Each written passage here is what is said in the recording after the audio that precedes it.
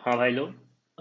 Last video में हमने cover किया था आईडीज एंड क्लासेस के बारे में। और हमने देखा कि कैसे आईडीज और क्लास बेसिकली क्लासेस को मेनली कवर किया, क्लासेस को कैसे यूज करके हम लोग ग्रुप कर सकते हैं डिफरेंट एचटीएमएल एलिमेंट्स को। और ये भी समझा कि आईडी क्या होता है और वो क्यों यूनिक होना चाहिए। हमने स्कूल का एग्जांपल लिया था इन सब टॉपिक्स को कवर करने के लिए। अगर आपको कोई उसमें प्रॉब्लम हो तो आप उस वीडियो को रिविजिट कर सकते हो, क्योंकि अब हम क्लासेस को अभी के लिए एक्सटेंसिवली यूज करने वाले हैं और बीच बीच में कभी कभी आईडीज को भी। ओके, तो ये जरूरी है कि आप वो समझो। इस वाले वीडियो में हम लोग कवर करने वाले हैं इंटरनल स्टाइलिंग। ओके, तो क्या करते हैं कि आज इस पेज को, नहीं, ये जो सी एस एस टॉपिक्स जो कवर का जो मैंने पेज बनाया, आज इसको थोड़ा सा डिजाइन करते हैं। ओके, पहले थोड़ा सा इंटरनल ये इनलाइन स्टाइलिंग करते हैं, फिर इंटरनल स्टाइलिंग करके इसका डिजाइनिंग थोड़ा कंप्लीट करते हैं। ओके, ठीक है, तो ये हमारा कोड है। मैंने जूम इन करके रख दिया ताकि आपको ठीक से दिखे सब चीज़। एक और जूम कर देता हूँ। ओके, तो जैसे कि हमने एक बार पहले देखा था कि हम लोग इनलाइन स्टाइलिंग लिखते हैं, ये एच टू एलिमेंट पे मान लीजिए, तो style equal to style attribute होता है, किसी भी HTML टैग में आप यूज़ कर सकते हो। यहाँ पे मैं कलर रेड डाल देता हूँ। ओके, और फिर सेमी कोलोन अगर और भी डालना है तो। रिफ्रेश करते हैं, ये कलर रेड हो गया। ओके, लेकिन अब यहाँ पे देखिए, इनलाइन सीएसएस लिखने का पहले, इंटरनल सीएसएस लिखने के पहले इनलाइन का क्या डिसएडवांटेजेस है और हमें क्यों इंटरनल की ज़रूरत पड़ेगी, हम इसके बारे में डिस्कस कर लेते हैं। पहले देखिए, इनलाइन जो ये स्टाइल एट्रीब्यूट लेके लिखना है, एक दो सीएसएस प्रॉपर्टीज लिखना है या तीन सीएसएस प्रॉपर्टीज लिखना है तो ठीक है।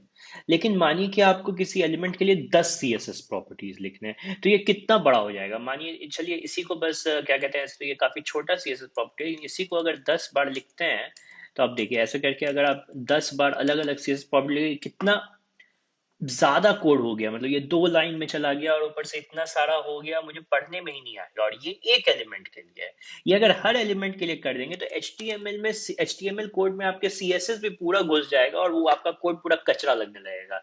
आप जब दोबारा आइएगा इस कोड को एडिट करने के लिए तो आपको पढ़ने का मन ही नहीं करेगा। तो पहला डिसएडवांटेज ये है।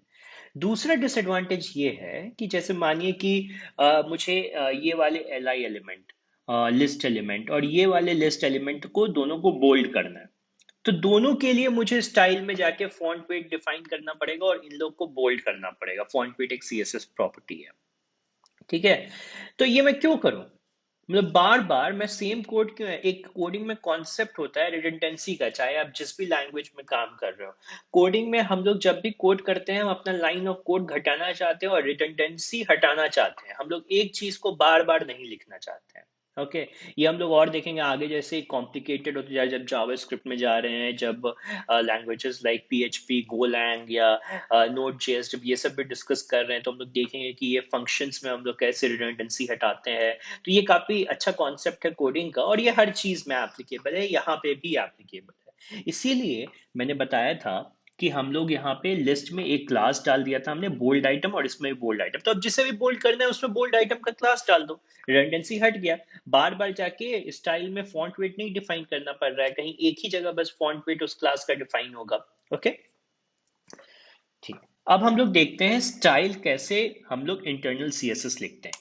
अब जैसे इनलाइन CSS का मतलब था कि सेम लाइन में CSS लिखना, इंटरनल CSS का मतलब है सेम पेज में CSS लिखना। ओके, तो अभी हम लोगों ने दो डिसएडवांटेज देख लिया इनलाइन स्टाइलिंग का, एक तो कोड कचरा, दूसरा बार बार सेम कोड रिपीट करना पड़ता है। तो हम लोग उन सब डिसएडवांटेजेस को काउंटर करने के लिए एक अलग जगह में HTML, सेम HTML पेज पे हम लोग CSS लिख देते हैं। ओके, और ये किया जाता है स्टाइल टैग के साथ, हेड वाले सेक्शन में। ये जो दो हेड टैग है आपका, ये दोनों हेड टैग के बीच में, तो ये हेड क्या है? ये आपके पेज का हेड है, सबसे पहले हेड लोड होता है। और हम लोग डिजाइन प्रॉपर्टीज पहले ही लोड कर देना चाहते हैं हेड सेक्शन में, ताकि जब ये पेज का बॉडी बिल्ड हो तो डिजाइन ऑलरेडी लोडेड हो, ब्राउजर को पता हो कि क्या डिजाइन डालना है इन एलिमेंट्स के लिए। इसीलिए इसको हेड सेक्शन में डालते हैं हम लोग इस CSS को। तो ये दो स्टाइल टैग्स के बीच में हम लोग अब CSS कोड लिख सकते हैं। जैसे ये स्टाइल टैग लिख दिया, आप एक्सक्लूसिवली यहाँ पे CSS कोड लिखना शुरू कर सकते हैं। ओके, अभी सेव करते हैं और जाके देखते हैं पेज में क्या है। तो अभी के लिए तो पेज वैसा ही दिख रहा है, बिल्कुल जैसे पहले था। तो अब हम लोग क्या करते हैं कि देखो सबसे आसान तरीका लिखने का है ना सीएसएस यहाँ पे, एलिमेंट का टैग लिखो और उसका सीएसएस डिफाइन कर दो। एलिमेंट का टैग डायरेक्टली लिख दो, ठीक है। ये जैसे H1 है तो हम यहाँ H1 डायरेक्टली लिख देंगे और कर्ली ब्रेसेस ओपन और क्लोज ऑटोमेटिक डाल देगा आपका कोड एडिटर। एंटर मारेंगे और यहाँ पे क्या कहते हैं हम लोग सीएसएस लिखना शुरू कर देंगे। तो ये H1 एलिमेंट का हो, बस कुछ नहीं करना है। H1 एलिमेंट और इंडेंटेशन दे देना है थोड़ा सा, क्योंकि ये स्टाइल टैग के अंदर है। ये सारे जो स्टाइल प्रॉपर्टीज हैं ये स्टाइल टैग के अंदर है। ओके, तो ये H1 है। H1 का हम लोग यहाँ पे डिफाइन कर सकते हैं। चलिए बेसिक सा फॉन्ट साइज डिफाइन करते हैं। ये तो मतलब दे देते हैं कुछ, इसको कितना अभी 28 px दे के देखते हैं। एंड कलर दे देते हैं रेड मानिए। ओके, ये हो गया। अब जाके देखते हैं, ये देखिए हो गया हमारा। हाँ, ये चेंज एलिमेंट के। अब हम क्या करते हैं यहाँ पे, हम लोग यहाँ पे H2 के लिए कुछ डिफाइन कर देते हैं। ये H2 है हमारा CSS topics to cover. Okay, इसका हम लोग डाल देते हैं मानिए कलर ग्रीन। अभी ये सब चेंज करेंगे बट थोड़ा सा अभी के लिए। एंड फॉन्ट साइज इसका डाल देते हैं 24 px। ओके, ये हो गया H2 के लिए। रिफ्रेश करते हैं, ये हमारा ग्रीन हो गया H2। ओके, अब हम लोग Li सारे Li एलिमेंट्स को एक बार में चेंज कर देगा ये, क्योंकि Li के लिए हम लोग कर रहे हैं। ओके, इसका हम लोग फॉन्ट साइज डाल देते हैं कुछ 16 px। एंड यहाँ पे हम लोग कलर अभी के लिए मानिए बस दिखाने के लिए कि हो रहा है कुछ, मैं येलो कर देता हूँ। ओके, इसको चेंज करेंगे अभी। ये देखिए सारा लिस्ट एलिमेंट्स। अब यहाँ पे ये दोनों क्यों नहीं चेंज हुआ? ये दोनों इसलिए नहीं चेंज हुआ क्योंकि ये ए टैग्स की प्रॉपर्टीज ले ले रहा है। एल के अंदर ए है, तो ये जो सी एस एस ये कैस्केड करता है। तो जो एलिमेंट जो सबसे नीचे होगा ना, उस एलिमेंट की जो प्रॉपर्टीज होगी, यहाँ पे क्या है एल ए के अंदर है। अगर मैं इसको और ऐसे कर दूं तो क्लियर पता चलेगा। तो एल जो है पेरेंट है ए का, लेकिन ये जो टेक्स्ट है ये सीधे ए के अंदर आ रहा है, तो ये ए की सी एस एस प्रॉपर्टीज ले लेगा।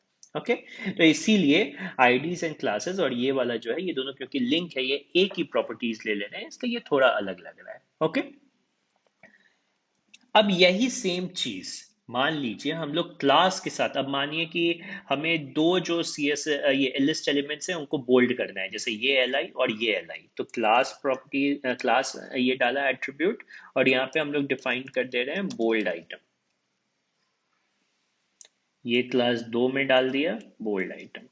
तो अब ये क्या है ना कि अब हमें सारे यहाँ पे लिस्ट एलिमेंट्स को नहीं चेंज करना है, बस दो लिस्ट एलिमेंट्स को बोल्ड करना है। तो हम ब्राउजर को कैसे बताएं कि यही दो लिस्ट एलिमेंट को बोल्ड करना है और रिडंडेंसी भी हटाना है, हमें दोनों काम करने हैं। तो इसी चीज के लिए क्लास यहाँ इतना यूजफुल हो जाता है। तो क्लास का सीएसएस डिफाइन करने के पहले एक डॉट देते हैं, ठीक है। देखिए जब HTML टैग था तो डायरेक्टली लिख देना था, लेकिन जब क्लास के साथ डिफाइन कर रहे हैं सीएसएस तो एक डॉट देना है और फिर सीएसएस क्लास का ये सॉरी क्लास का नाम एंड उसके बाद उसका सीएसएस प्रॉपर्टीज आप उसके अंदर लिख सकते हैं। तो मैं यहाँ पे फॉन्ट वेट डाल देता हूँ। फॉन्ट वेट न्यूमरिक भी डाल सकते हैं, तो हम यहाँ न्यूमरिक ही डाल दे रहे हैं कि 600 है। तो क्या क्या 300 400 500 600 ऐसे करके वैल्यूज होता है, तो ब्राउजर ऑटोमेटिकली इसको बोल्ड कर देगा। देखिए ये बोल्ड हो गया, येलो कलर है तो पता नहीं चल रहा है। अब हम क्या करते हैं कि बार बार जाके ब्राउजर पे देखना पड़ रहा है, तो हमने एक वीडियो में पहले इंस्पेक्ट एलिमेंट के बारे में सीखा था। तो हम लोग अब उस वाले इंस्पेक्ट एलिमेंट कॉन्सेप्ट को यूज करेंगे और इसको यहीं पे डिजाइन करना शुरू कर देंगे। चलिए आते हैं इंस्पेक्ट एलिमेंट पे। इसको थोड़ा मैं ऊपर कर दूं। सबसे पहले सेलेक्ट करते हैं इसको। H1 में कुछ और प्रॉपर्टीज डाल देते हैं। ओके, इसको थोड़ा सा और बड़ा कर देते हैं। अब यहाँ पे देखिए डायरेक्टली दिखेगा हमें, तो ये करना बहुत आसान हो जाएगा। सब कुछ अभी के लिए क्या है ना कि ठीक है, एक और काम करते हैं दोस्तों, उससे काफी सुंदर लगने लगेगा। इसका 32 px कर ही देते हैं। ओके, अभी क्या है ना कि हमारा सब चीज लेफ्ट साइड में है। तो लेफ्ट साइड में तो मतलब काफी ज्यादा ये लग रहा है कि ये वाला जो एरिया है, जो राइट साइड का एरिया, वो पूरा खाली है। तो हम लोग एक पैडिंग डाल देते हैं पूरे बॉडी में। तो ये मैं पूरे बॉडी टैग के लिए अब सीएसएस लिख रहा हूँ। ये जो बॉडी टैग है उसके लिए सीएसएस लिख रहा हूँ, यहाँ पैडिंग डिफाइन कर रहा हूँ। पैडिंग क्या होता है? पैडिंग एक सुपरफ्लुअस स्पेस ऐड करता है। सुपरफ्लुअस का मतलब एम्प्टी स्पेस। एलिमेंट के जिस भी तरफ आप डिफाइन करो, टॉप राइट बॉटम लेफ्ट, वो उसके उस एरिया में एम्प्टी स्पेस डाल देगा। ओके, तो यहाँ पे मैं डालूँ 10 px 350 px 10 px 350px। Okay, ये क्या है? ये पैडिंग का पहला चीज जो है, ये टॉप का डिफाइन कर रहा है, ये राइट का डिफाइन कर रहा है, ये बॉटम का डिफाइन कर रहा है, ये लेफ्ट का डिफाइन कर रहा है। तो ये सब चीज ऐसी नहीं है, याद करने की जरूरत नहीं है, प्रैक्टिस के साथ आपको याद रहने लगेगा। अभी के लिए आपको जब भी कंफ्यूजन हो, तो जैसे मैंने सिखाया था कि आप ये वाला पेज खोलोगे, या फिर गूगल भी डायरेक्टली कर सकते हो और इसमें सारे सीएसएस प्रॉपर्टीज के बारे में पढ़ लोगे। इसमें पैडिंग भी होगा, ये देखिए पैडिंग, हाँ ये रहा, पैडिंग के बारे में सब है, padding bottom left right top कैसे डिफाइन करना होता है। तो ये सब आप यूज करके आपको समझ में आ जाएगा, ठीक है, कि कब क्या यूज करना है। बीच बीच में ये पेज देख लिया करो एक दो बार। ओके, ये हमारा हो गया, इसको सेव करते हैं एंड अब हम अपने पेज को रिफ्रेश करते हैं। ये देखिए हमारा आ गया पूरा यहाँ पे। अभी लेकिन क्या है कि थोड़ा उतना बहुत ज़्यादा ही ये बीच में चला गया है, इसको थोड़ा और स्पेस देते हैं, 250px इधर देते हैं एंड 250px इधर देते हैं, थोड़ा सा और दे देते हैं, अराउंड 275px एंड टू से। देख रहे हैं कितना फायदा होता है इंस्पेक्ट एलिमेंट्स, अब बार बार पेजेस रिफ्रेश करने की ज़रूरत नहीं है। ये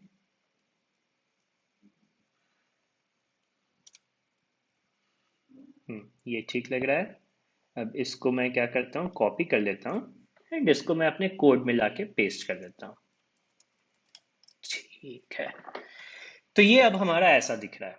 अब हम लोग फिर से H1 पे वापस आते हैं। H1 में फॉन्ट साइज 32 px हमने कर दिया था, कलर को थोड़ा सा डार्क रेड का ह्यू टोन देते हैं इसको, हाँ ये ठीक लग रहा है। ओके, और यहाँ पे हम लोग अब टेक्स्ट अलाइन सेंटर कर देते हैं इसको। ओके, ये अब सेंटर्ड हो गया अपने ही एरिया में, एक तो पैडिंग है दोनों तरफ और जो भी एरिया उसके पास अवेलेबल था उसमें वो सेंटर हो गया। ओके, इसका फॉन्ट चेंज कर देते हैं थोड़ा, ये फॉन्ट उतना अच्छा नहीं लग रहा है मुझे, एक मोनो स्पेस फॉन्ट है, हाँ ये मुझे अच्छा लगता है थोड़ा। ओके, अब ये H1 में डाल देते हैं हम लोग चल के। सबको मैं थोड़ा साइड में कर देता हूँ।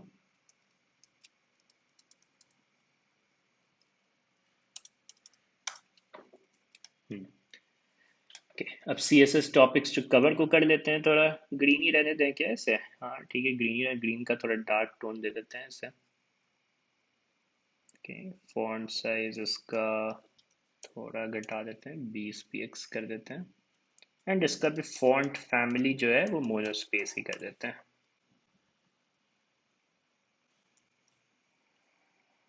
H2 को यहाँ पे पेस्ट कर दिया।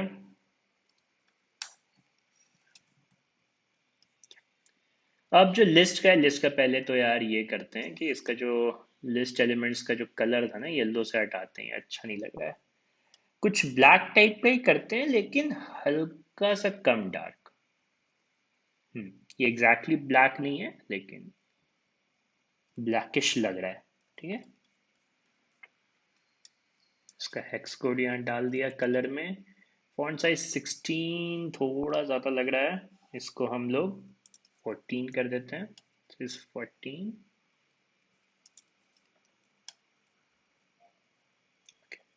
तो ये हो गया हमारा बेसिक सीएसएस। बोल्ड आइटम में हमने बोल्ड ऑलरेडी डिफाइन किया था, हमने क्लास का भी यूसेज देख लिया, हमने देखा डायरेक्टली एलिमेंट्स के लिए कैसे डिफाइन करते हैं सीएसएस, और साथ साथ हमने अपने पेज को थोड़ा सुंदर भी बना लिया इंटरनल स्टाइलिंग के थ्रू। अब देखिए इसको एक बार मैं रिफ्रेश करूं, तो ये देखिए पेज, अब ये हमारा, मैंने पहले का पेज भी खोल के रखा है, ये हमारा पहले का पेज था और ये अभी का पेज है। ये कुछ सीएसएस प्रॉपर्टीज, मतलब मुश्किल से 5-10 मिनट सीएसएस लिखने के बाद ये पेज अब कितना सुंदर लगने लगा। तो अभी के लिए कुछ चीज़ें समझने कि दोस्तों, ये रिस्पॉन्सिव डिज़ाइन नहीं है, आप इसको मोबाइल पे खोलोगे तो ये अच्छा नहीं लगेगा। रिस्पॉन्सिव डिज़ाइन कॉन्सेप्ट्स को हम लोग आगे किसी वीडियो में कवर करेंगे, थोड़े बेसिक सीएसएस कॉन्सेप्ट्स कवर करने के बाद। तो ये सब कुछ चीज़ें, कुछ एडवांस कॉन्सेप्ट्स भी हैं इसमें। अभी के लिए तो हम लोग पहले बेसिक फंडामेंटल्स ही समझ रहे हैं, तो बेसिक फंडामेंटल्स समझते हैं। आप भी इसको ट्राई कीजिए, ये सब सीएसएस प्रॉपर्टीज देखिए एंड सीएसएस रेफरेंस लेके गूगल से, ये W3 स्कूल्स वेबसाइट से, कहीं से भी और भी नए नए सीएसएस प्रॉपर्टीज को ट्राई आउट कीजिए आप लोग। ओके, नेक्स्ट वीडियो में हम लोग देखेंगे कि एक्सटर्नल स्टाइलिंग कैसे किया जा सकता है। तब तक अगर आपको ये वीडियो अच्छा लगा हो तो कोडर भैया को ज़रूर लाइक करें, शेयर करें और सब्सक्राइब करें और अपने कोडर भैया की भैयागिरी बनाए रखें। चलिए मिलते हैं आपसे नेक्स्ट वीडियो में, बाय।